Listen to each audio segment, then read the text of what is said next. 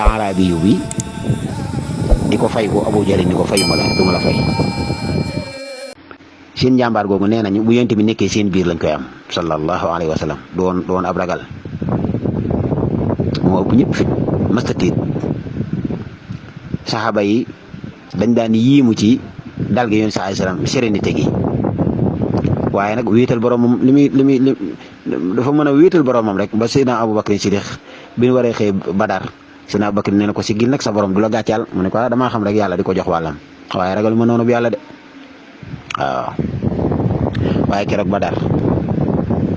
ak Xunayni ak Xandaq Ahzab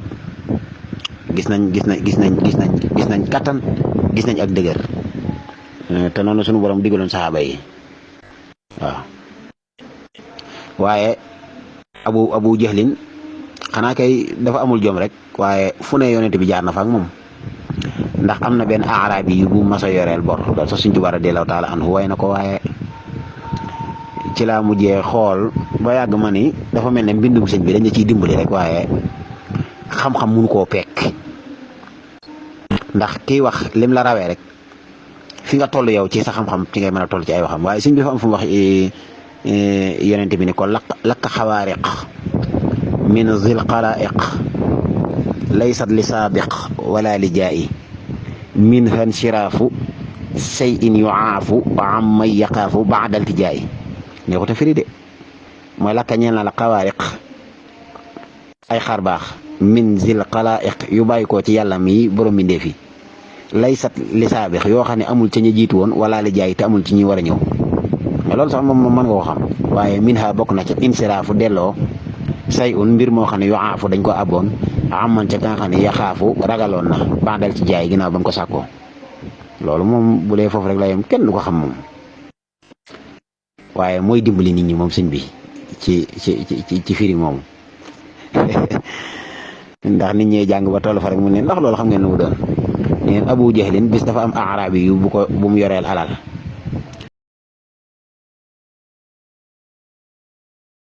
arabi yu bi di ko fay ko Abu Jahl ni ko fayuma la du ma la fay mu yéeg wàcc Abu Jahl ni ko du ma la fay ba bis mu ñëw ci kilifay Quraysin ni leen ana ci yéen kan moo mën a dox sama diggante ak Abu Jahl mu fay ma sama bor bi xam nañ Abu Jahl faale wu leen ñoom ñëpp dafa ñàng te am na kattan am alal te kàccoor na ñu xam bañ gi mu bañ yonente bi ñu ne ko xanaa kenn rek lañ la mën a booleel de ngir boo demee ci moom daan la fay arab yi neen ko kan la ñu ko Muhammad ñoom ñëpp booba ña ngay wax ba noppi di muñ ndax dañoo xam Abu Jahl bañ gi bañ yonente bi dugal ko ci daraam ba nga xam ne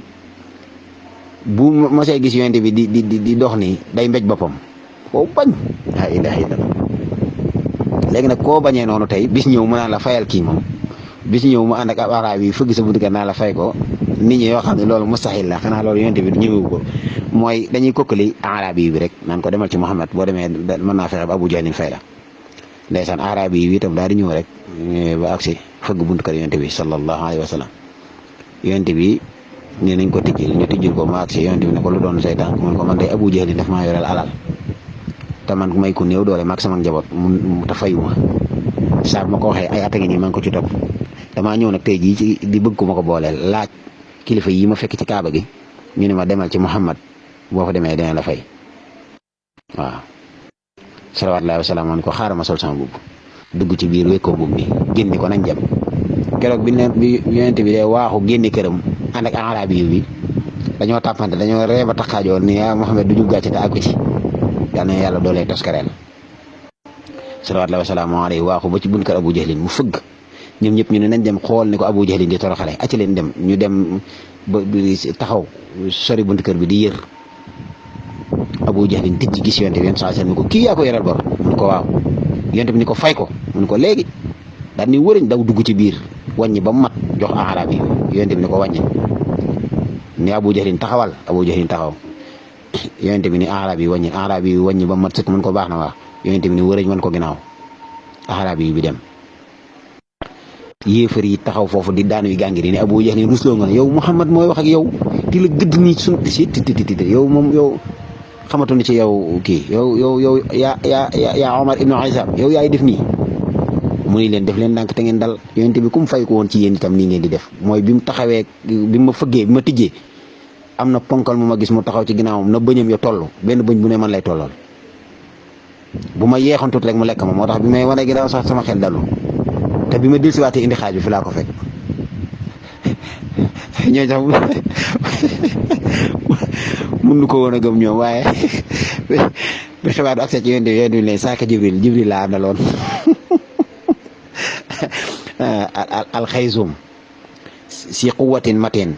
mataan sama amin wa ma saaxibikum mataan sama amin Jibril la ngi noonu si quwatin matin ak ab kattan suñu borom mos koo yónni mission lu dul ni matal na